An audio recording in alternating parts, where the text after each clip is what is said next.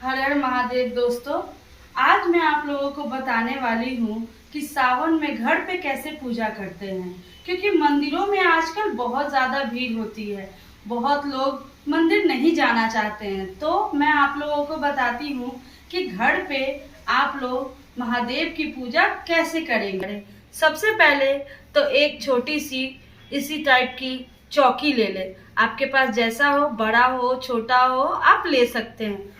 उसके बाद हम इसे आसन देंगे। आसन हमें जरूर से जरूर देना चाहिए, क्योंकि कभी भी पूजा पे बिना आसन के नहीं देते हैं।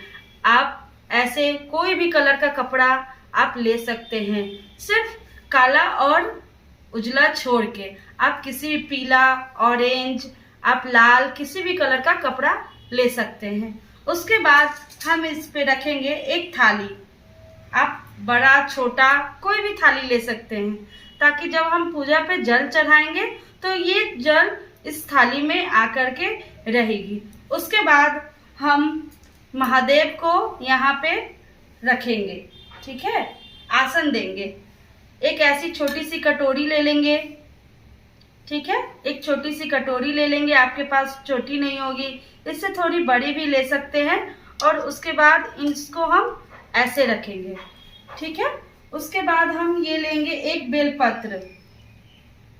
बेलपत्र लेंगे, जिसका मुंह ऐसे होना चाहिए, उत्तर की तरफ ये दोनों पत्ते होना चाहिए, और ये होना चाहिए सीधे मुंह पे, ठीक है। ऐसे हमने रख दिया। उसके बाद हम यहाँ महादेव को स्थान देंगे, महादेव को रखेंगे। ध्यान दीजिएगा कि ये महादेव का जो ये बना हुआ रहता है, ये आकार, वो हम इस तरफ रखेंगे, उत्तर की तरफ मुंह बना करके रखेंगे, ठीक है। और इसके आगे की पूजा हम शुरू करते हैं। सबसे पहले आप ये नहीं सोचिएगा कि हम अलग से बड़ा सा भोले बाबा का उसमें फोटो रहना चाहिए, पार्वती रहनी चाहिए, पार्वती माँ रहनी चाहिए, गणेश रहना चाहिए। ऐसा कुछ नहीं है। ये जो शिवलिंग है, इस शिवलिंग में ही सारे भगवान का स्थान दिया गया है। सबसे पहले ये जो आप आकार देख रहे हैं, ये इसमें माता पार्वती का स्थान है। और इस शिवलिंग के दाहिने तरफ यहाँ पे गणेश जी का स्थान है, और बाएं तरफ कार्तिकेय जी का। और जो ये रास्ता जो बना हुआ है, यहाँ पे अशोक सुंदरी का स्थान है, और ये महादेव का स्थान है।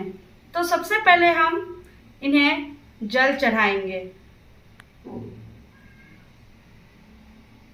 आप महादेव पे पूरे मतलब कि एक धार में आपको जल चढ़ाना है, रोक रोक के जल नहीं चढ़ाना है, ठीक है। उसके बाद हम इस पे दही अर्पित करेंगे।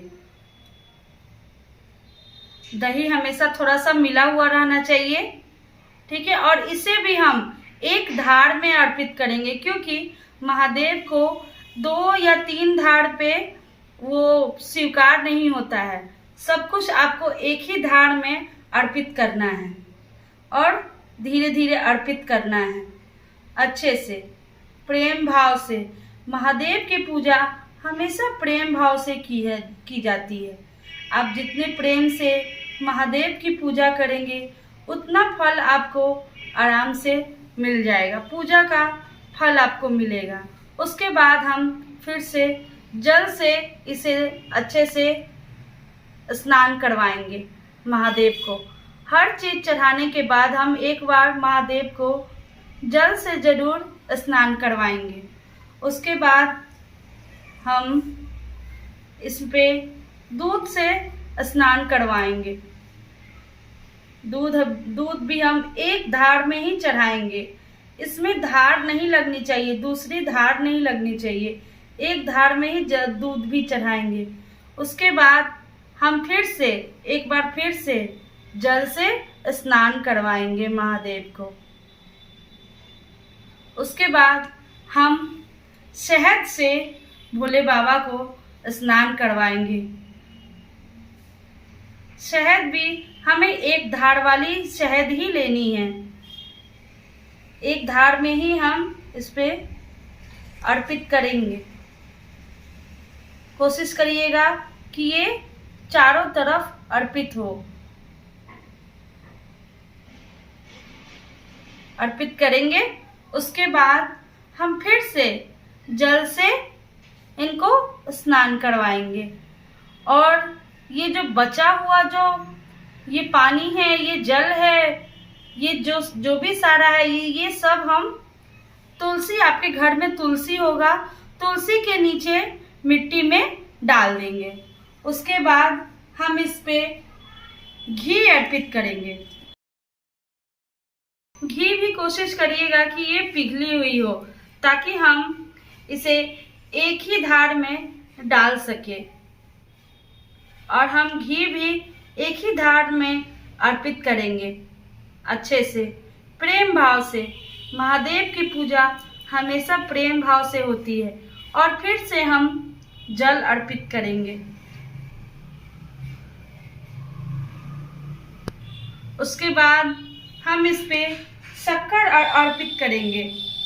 आपके पास अगर शक्कर नहीं है तो आप घर पे चीनी का भी उपयोग कर सकते हैं। ये सब महादेव की पूजा में बहुत ही ज़रूरी होती है। उसके बाद हम इस पे शक्कर अर्पित करेंगे, प्रेम से, भाव से अर्पित करेंगे। उसके बाद फिर से हम उन्हें जल से स्नान कराएंगे अच्छे से, प्रेम से, बिल्कुल प्रेम से हम जल से स्नान करवाएंगे। और महादेव, पार्वती, भगवान गणेश, कार्तिकेय और अशोक सुंदरी के याद करके, मन में स्मरण करके हम उनकी पूजा करेंगे। और ये हमारा अभिषेक यहाँ पूरा हो गया हुआ है। उसके बाद हम इसे आराम से, इस थाली को यहाँ से हटा देंगे, ताकि हम महादेव की अच्छे से श्रृंगार कर सके। आप इस जल को तुलसी के पेड़ के नीचे या फिर आपके घर पे कोई भी पेड़ पौधा, उसके नीचे आप इसे रख दें। उसके बाद हम इनका श्रृंगार करेंगे, महादेव की श्रृंगार करेंगे। उसके बाद हम इसमें चंदन लगाएंगे। हम महादेव को चंदन से श्रृंगार करेंगे। याद रखिएगा, चंदन हमेशा गीला होना चाहिए। बहुत लोगों को देखते हैं कि चंदन वो सूखा ही लगा लेते हैं, लेकिन नहीं, चंदन हमेशा भोले बाबा को गीला करके ही लगाना चाहिए, अच्छे से लगाना चाहिए। शिवलिंग पे चारों तरफ, माता पार्वती पे, गणेश जी पे और कार्तिकेय जी पे और अशोक सुंदरी पे भी हमें अच्छे से, सेवा से, मन से इनकी श्रृंगार करनी चाहिए। उसके बाद हम इस पे भोले बाबा पे बेलपत्र अर्पित करेंगे।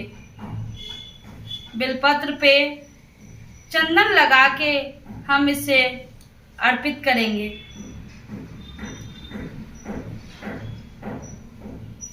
बेलपत्र हमेशा आपको ये सीधे लगाना चाहिए, ऐसे उलट के नहीं लगाना चाहिए, हमेशा सीधे बेलपत्र लगाना चाहिए।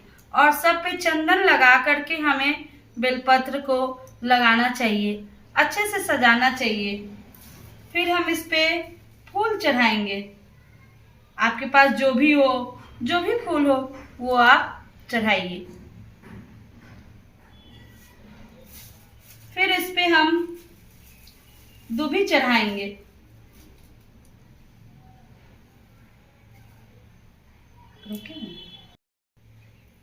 उसके बाद हम इस पे दूबी चढ़ाएंगे। फिर भोले बाबा पे हम फूल अर्पित करेंगे। हम माता पार्वती के नाम से भी फूल अर्पित करेंगे और गणेश जी के नाम से भी फूल अर्पित करेंगे,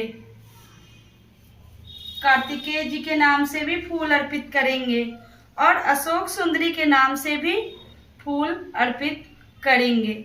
उसके बाद हम भोले बाबा पे वस्त्र अर्पित करेंगे। ये वस्त्र अर्पित करेंगे भोले बाबा पे। उसके बाद हम भोले बाबा पे अक्षत अर्पित करेंगे। आप ध्यान दीजिएगा कि ये जो अक्षत है वो टूटी हुई नहीं होनी चाहिए, क्योंकि ये माता अन्नपूर्णा के समान होती है, इसीलिए इसमें टूटी हुई चावल नहीं होनी चाहिए। हम इस पे अर्पित करेंगे, हम भोले बाबा पे प्रेम भाव से अर्पित करेंगे। उसके बाद हम तिल अर्पित करेंगे। तिल अर्पित करने से आपके मन की जितनी भी मनोकामनाएं हैं वो मनोकामना पूरी होती है। काला तिल भोले बाबा पे अर्पित करना चाहिए। उसके बाद हम एक फूल लेंगे। उसके बाद हम एक फूल लेंगे और भोले बाबा को याद करेंगे, ध्यान करेंगे, अपने महादेव को कहेंगे कि हे महादेव, हमारी मनोकामनाओं को पूरी करिए। उसके बाद हम ये फूल महादेव पे अर्पित करेंगे। उसके बाद हम आते हैं आरती करने। आरती करने के लिए आप या तो घी का या फिर तिल के तेल का दीपक जलाइए। मैं यहाँ तिल के तेल का दीपक जला रही हूँ और एक धूप जला रही हूँ। घर में कोशिश करिएगा कि आप धूप ही जलाएं। अगरबत्ती जलाना घर में शुभ नहीं होता है, अच्छा नहीं होता है, वह मंदिर के लिए ही अच्छी होती है, लेकिन घर में जब भी जलाएं आप धूप ही जलाएं। धूप जलाने से, धूप के सुगंध से घर का वातावरण बहुत ही अच्छा होता है। भगवान भी इससे खुश होते हैं। इसके सुगंध भगवान को भी आकर्षित करते हैं, इसलिए घर पे हमेशा धूप ही जलाएं।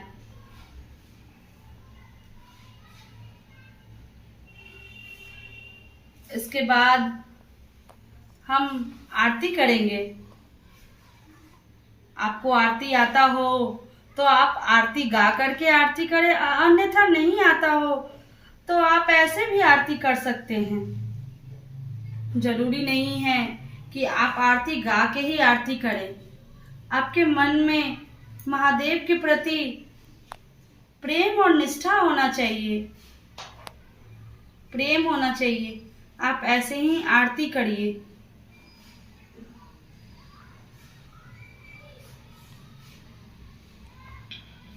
उसके बाद आप हाथ जोड़ के महादेव को याद करिए और प्रणाम करिए और कहिए, हे भगवान, हे महादेव, मेरी पूजा में अगर कोई गलती हुई होगी तो आप क्षमा कर दीजिए और मुझे इस पूजा का फल दीजिए।